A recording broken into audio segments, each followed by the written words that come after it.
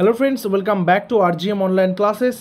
RGM education YouTube চ্যানেলের রোজ সন্ধ্যা 7টার special SSC group C and group D ক্লাসে তোমাদের সকলকে জানাই আরও একবার স্বাগত।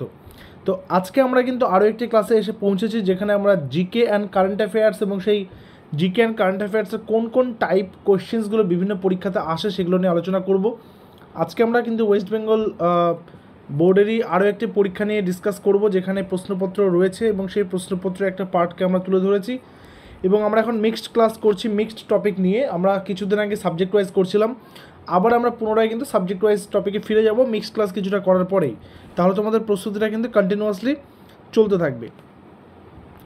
আজকের সেটের প্রথম প্রশ্নে কী রয়েছে একবার দেখে নেব। বলেছে 2021 সালের ডুরান্ড কাপ জয়ী দল কোনটি? এটা অ্যাকচুয়ালি 2021 সালেরই একটা পরীক্ষার প্রশ্নপত্র, তাই এখানে 2021 সালের প্রশ্ন দিয়েছে, আমরা সেটা দেখব। এবং তার পাশাপাশি 2025-এ কারা জিতেছে সেটা সম্পর্কেও জানব।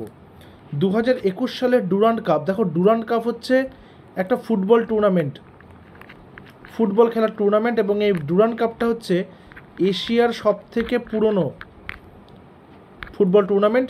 এবং 2025-এ এই টুর্নামেন্টের 134তম এডিশনটা হয়েছে, বা 134তম বছরে এই টুর্নামেন্টটা কিন্তু চলছে। তো 2021-এ এটা জিতেছিল এফসি গোয়া, কিন্তু 2025-এ এটা কে জিতেছে?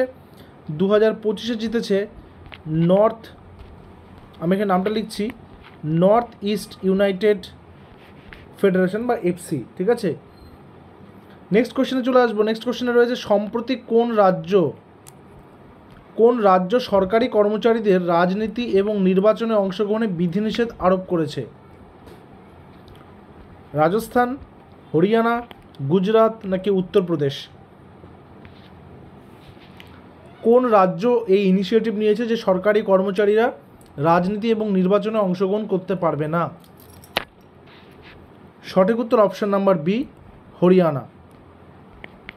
দেখো, হরিয়ানা এবং পাঞ্জাব এই যে দুটো স্টেট রয়েছে, এই দুটো স্টেটের কিন্তু রাজধানী একটাই, সেটা হচ্ছে চণ্ডীগড়,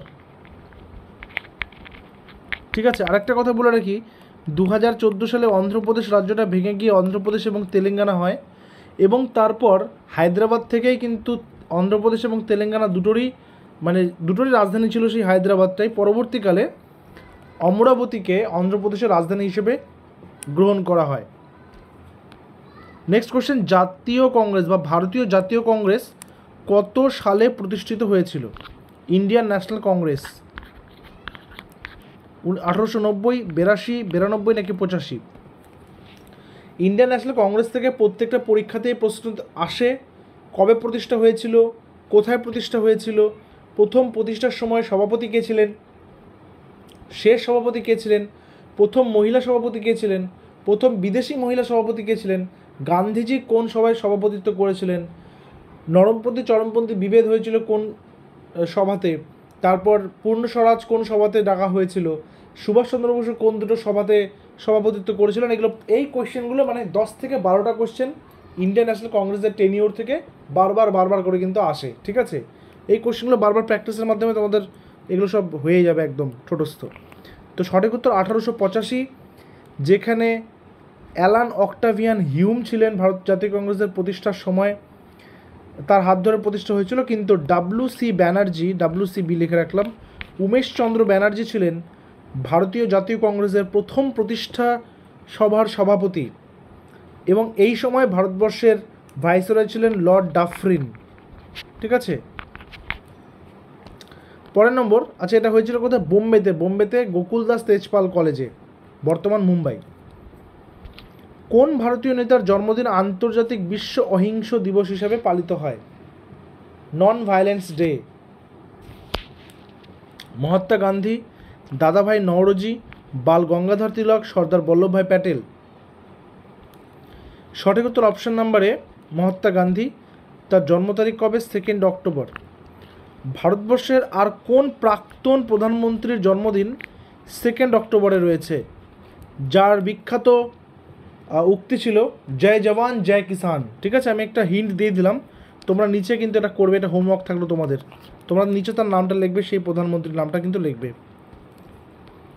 বায়ুমণ্ডলে কোন গ্যাসটি সর্বাধিক পরিমাণে পাওয়া যায়? Hydrogen, oxygen, nitrogen, carbon dioxide. আশা করি তোমরা বুঝতে পারছো group C and group D লেভেলে কী মানের প্রশ্নটা আসে। ঠিক আছে, কোন মানের প্রশ্ন আসে। আমি গতবারের যে প্রশ্নটা হয়েছিল সেটা তো প্র্যাকটিস করিয়ে দিয়েছি তোমাদের, অলরেডি আমাদের চ্যানেলে অ্যাভেলেবেল রয়েছে। তো প্রশ্নগুলো দেখলে তোমরা বুঝতে পারবে কী ধরনের প্র্যাকটিস তোমাদের করতে হবে, কী ধরনের কোয়েশ্চেন তোমাদেরকে রেডি করতে হবে। সঠিক উত্তর অপশন নাম্বার সি, নাইট্রোজেন। কত শতাংশ? 78.08। এবং সেকেন্ডে আছে কিন্তু অক্সিজেন। ঠিক আছে, 20% সামথিং আছে। পৃথিবীর যমজ গ্রহ বা টুইন প্ল্যানেট, যমজ গ্রহ বা টুইন প্ল্যানেট কাকে বলে? ইউরেনাস, শুক্র, নেপচুন, মঙ্গল। সঠিক উত্তর অপশন নাম্বার বি, শুক্র। ঠিক আছে। আচ্ছা, একটা কথা বলে রাখি, আমাদের যে সৌরজগতের গ্রহগুলো রয়েছে বুধ, শুক্র, পৃথিবী, মঙ্গল, বৃহস্পতি, শনি, ইউরেনাস, নেপচুন, প্লুটো তো এখন আর নেই, এই প্রত্যেকটা গ্রহই তো সূর্যকে প্রদক্ষিণ করছে। এবার এখানে শুক্র এবং ইউরেনাস এই যে দুটো গ্রহ আমরা দেখতে পাচ্ছি, এই দুটোর না একটা আলাদা বৈশিষ্ট্য আছে। প্রত্যেকটা গ্রহ পশ্চিম থেকে পূর্ব দিকে প্রদক্ষিণ করছে। ঠিক আছে, বাট এরা দুজন উল্টো, এরা আবার পূর্ব থেকে পশ্চিমে প্রদক্ষিণ করে। ঠিক আছে, তো এই পার্টটা কিন্তু মনে রাখবে। আচ্ছা, পরবর্তী প্রশ্নে যাওয়ার আগে তোমাদের প্রত্যেককে জানিয়ে রাখি, আমাদের স্কুল সার্ভিস কমিশনের group C and group D batch কিন্তু অলরেডি শুরু হয়েছে। 2025-এর ব্যাচ অলরেডি শুরু হয়েছে, আমাদের পরীক্ষা পর্যন্ত চলবে। এই ব্যাচে তোমরা জয়েন করতে চাইলে অবশ্যই আমাদের অফিসিয়াল হোয়াটসঅ্যাপ নম্বর 9564345236, এই নম্বরে তোমরা হোয়াটসঅ্যাপ করবে group C group D batch লিখে, তোমাদেরকে সমস্ত ডিটেলস দিয়ে দেওয়া হবে। সেখানে প্রত্যেকটা সাবজেক্টের যেমন GK, current affairs, maths, English, প্রত্যেকটা সাবজেক্টের ডিটেলসে ক্লাস কিন্তু করানো হচ্ছে। নিম্নলিখিত কোন গ্রহটি পৃথিবীর নিকটতম? মানে সৌরজগতের গ্রহগুলোর মধ্যে এই চারটা অপশনের মধ্যে কোনটা পৃথিবীর সবচেয়ে কাছে রয়েছে? বুধ, বৃহস্পতি, মঙ্গল নাকি শুক্র? সঠিক উত্তর কী হবে? সঠিক উত্তর হবে শুক্র, অপশন নাম্বার ডি, 4.3 কোটি কিলোমিটার। ঠিক আছে, কোটি কিলোমিটার। পরের নম্বর, বিশ্ব চ্যাম্পিয়নশিপে কোন ভারতীয় মহিলা কুস্তিগির প্রথম রৌপ্য পদক বা সিলভার মেডেল জয় করেছেন বিশ্ব চ্যাম্পিয়নশিপে? গীতা ফোগাট, ববিতা ফোগাট, অংশু মালিক, পূজা ধান্ডা। সঠিক উত্তর অপশন নাম্বার সি, অংশু মালিক। তিনি প্রথম ভারতীয় মহিলা কুস্তিগির হিসাবে একটা ওয়ার্ল্ড চ্যাম্পিয়নশিপে তিনি সিলভার মেডেল পেয়েছেন 57 কেজি ক্যাটাগরিতে। 57 কেজি ক্যাটাগরিতে কবে? 2021 সালে নরওয়েতে। দেখো, বারংবার আমি বলছি কারেন্ট অ্যাফেয়ার্সগুলো কিন্তু বছরের ইভেন্টস, ইম্পর্ট্যান্ট ইভেন্টস থেকে আসে। ঠিক আছে, খুব শীঘ্রই তোমাদের 2025-এর কারেন্ট অ্যাফেয়ার্স দিয়ে দেওয়া হবে। আমাদের সেটা প্রায় তৈরি হয়ে যাওয়ারই পথে রয়েছে, প্রায় কমপ্লিট। আমরা এই মাসটা শেষ হওয়ার অপেক্ষা করছি। এই মাসটা কমপ্লিট হয়ে গেল মানে আমরা এই মাসের সমস্ত কারেন্ট অ্যাফেয়ার্স সহকারে একদম পূর্ণাঙ্গ একটা পিডিএফ তোমাদের জন্য অ্যাভেলেবেল করে দেব। সালোক সংশ্লেষ প্রক্রিয়ায় উদ্ভিদ আলোক শক্তিকে কোন শক্তিতে উৎপন্ন করে? সালোক সংশ্লেষে সবথেকে ইম্পর্ট্যান্ট যে জিনিসটা উৎপাদিত হয় সেটা হচ্ছে শর্করা C6H12O6 এবং তার পাশাপাশি জল, তাই না, এবং তার পাশাপাশি অক্সিজেন। ঠিক আছে, এবার বলেছে কি আলোক শক্তি কোন শক্তিতে রূপান্তরিত হয়? সঠিক উত্তর রাসায়নিক শক্তিতে, option number B. Radcliffe line, এই যে মনে করো যে ভারত পাকিস্তানের মাঝখানে লাইনটার কী নাম? ভারত চীনের মাঝখানে যে বর্ডারটা সেটার কী নাম? ভারত বাংলাদেশের লাইনটার কী নাম? ঠিক আছে, এলওসির পুরো নামটা কী? এই যে জায়গাগুলো ইন্টারন্যাশনাল বর্ডার্স এবং সেগুলোর যে আলাদা করে নাম রয়েছে সেগুলো কিন্তু ভালো করে দেখতে হবে। র্যাডক্লিফ লাইন নিম্নলিখিত কোন দুটি দেশের মধ্যবর্তী সীমানা? ভারত ও মায়ানমার, ভারত ও পাকিস্তান, ভারত ও আফগানিস্তান, ভারত ও চীন। সঠিক উত্তর কী হবে? সঠিক উত্তর হবে ভারত ও পাকিস্তান। 1947 সময়টা যখন ভারতবর্ষ স্বাধীনতা অর্জন করে 1947 সালে সাইরিন র্যাডক্লিফ এই আন্তর্জাতিক লাইনটা তৈরি করেছেন। আচ্ছা, ইন্ডিয়া আফগানিস্তানের মধ্যে কি রয়েছে? ডুরান্ড, ঠিক আছে, ডুরান্ড লাইন। আচ্ছা, ইন্ডিয়া চায়নার মধ্যে কি রয়েছে আমি একটু ক্লিয়ার করে দিচ্ছি। আমরা ভারত পাকিস্তান জানলাম র্যাডক্লিফ, ভারত আফগানিস্তান জানলাম ডুরান্ড, তাহলে ভারত আর চীনের মধ্যে কি রয়েছে? ম্যাকমোহন, ম্যাকমোহন, ঠিক আছে। তো এইভাবেই কিন্তু আমাদেরকে দেখতে হবে যে কোন কোন দেশের আন্তর্জাতিক সীমানাটার কি নাম রয়েছে। কনিষ্কের প্রধান রাজধানী কোনটি ছিল? সম্রাট কনিষ্ক। সম্রাট কনিষ্কের তো ওই মানে মুন্ডহীন একটা দেহের অবয়ব পাওয়া যায়, তাই না, যেখানে মাথাটা নেই, বাকি রিমেইনিংটা রয়েছে, রিমেইনিং অফ দ্য বডিটা পাওয়া যায়, তার বডির অবয়বটা পাওয়া যায়। তো সেই কনিষ্কের প্রধান রাজধানী কোনটি ছিল? কাবুল, পুরুষপুর, পাটলিপুত্র নাকি তক্ষশিলা? সঠিক উত্তর অপশন নাম্বার বি, পুরুষপুর। বর্তমান পাকিস্তানে রয়েছে পুরুষপুরটা, ঠিক আছে। বর্তমান কোথায়? পাকিস্তানের পেশোয়ারে তার সে রাজধানীটা রয়েছে। তিনি কোন বংশের সম্রাট ছিলেন? কুষাণ বংশের সম্রাট ছিলেন তিনি। তিনি 78 খ্রিস্টাব্দে শকাব্দ প্রচলন করেন। এগুলো প্রত্যেকটা কিন্তু মাইলস্টোন, মানে যখনই তুমি কোনো রাজা বা কোনো সম্রাট সম্পর্কে পড়বে, সে কোন বংশের সম্রাট ছিল, সেই বংশের শ্রেষ্ঠ সম্রাটকে, তার বিভিন্ন কৃতিত্বগুলো একবার করে ঝালিয়ে নেবে সাথে সাথে, তাহলে মনে থাকবে, ঠিক আছে। নেক্সট, সূর্যের রশ্মির পৃথিবীতে পৌঁছাতে সময় লাগে কত? সূর্য থেকে পৃথিবীতে আলো কত টাইমে এসে পৌঁছায়? 500 সেকেন্ড, 100 সেকেন্ড, 2 ঘন্টা, 1 আলোকবর্ষ। খুব স্মার্টলি দিয়েছে কোয়েশ্চেনটা। আমরা বেসিক্যালি পড়ি কি 8 মিনিট 16 সেকেন্ড, তাই না?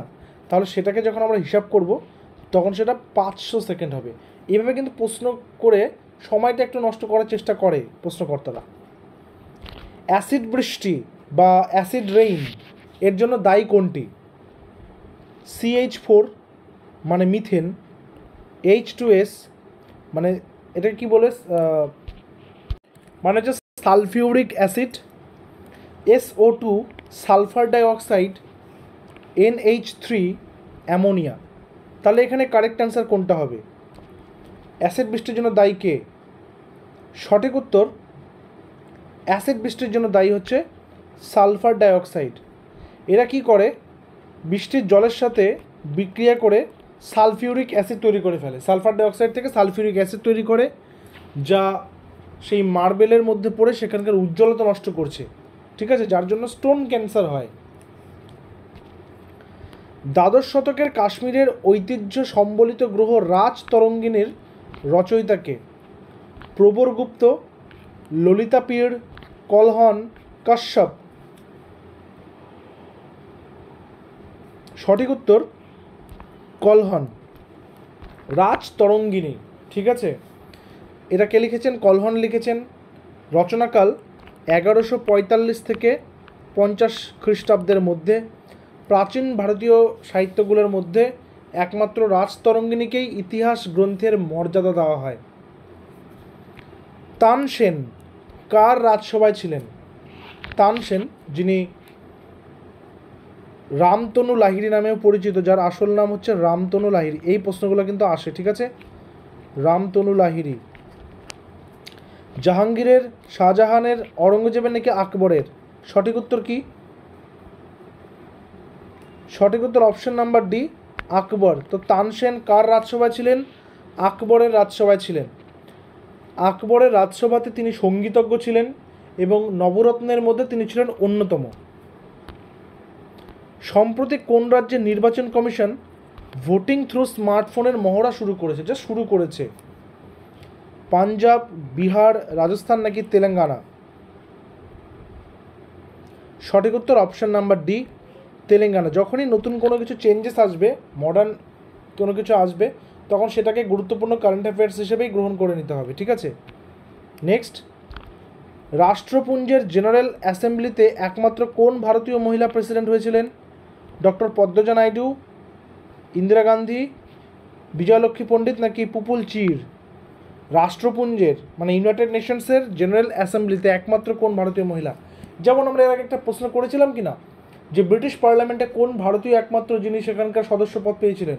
তো ঠিক সেরকমই এগুলো হচ্ছে ইউনিক বা বলা যেতে পারে এগুলো হচ্ছে ব্যতিক্রমী কোয়েশ্চেন্স, এগুলো কোয়েশ্চেন বারবার করে পরীক্ষাতে আসে, ঠিক আছে। তো এখানে সঠিক উত্তর অপশন নাম্বার সি, বিজয় লক্ষ্মী পণ্ডিত বা বিজয় লক্ষ্মী পণ্ডিত, ঠিক আছে। তো আজকে সেটা এই কয়টা কোয়েশ্চেন রেখেছি, কতগুলো কোয়েশ্চেন অ্যান্সার তোমরা করতে পারলে সেটা কিন্তু জানাবে। আমরা পরবর্তী ক্লাসে আরও ইম্পর্টেন্ট কোয়েশ্চেন্স নিয়ে আসবো। তার আগে তোমাদের জন্য একটা হোমওয়ার্ক, সেটা হচ্ছে আমি একটু একটা ফাঁকা জায়গাতে লিখে দিচ্ছি তোমাদেরকে, এটা তোমরা অ্যান্সার তোমরা নিচে করবে। সেটা হচ্ছে ভিটামিন সি এর অভাবজনিত রোগ কী, বা ভিটামিন সি এর অভাবে কোন রোগ হয়, সেটা তোমরা নিচে জানাবে কমেন্ট সেকশনে। দেখা হচ্ছে আবার পরবর্তী ক্লাসে। Till then stay connected with RGM education YouTube channel. Thank you very much.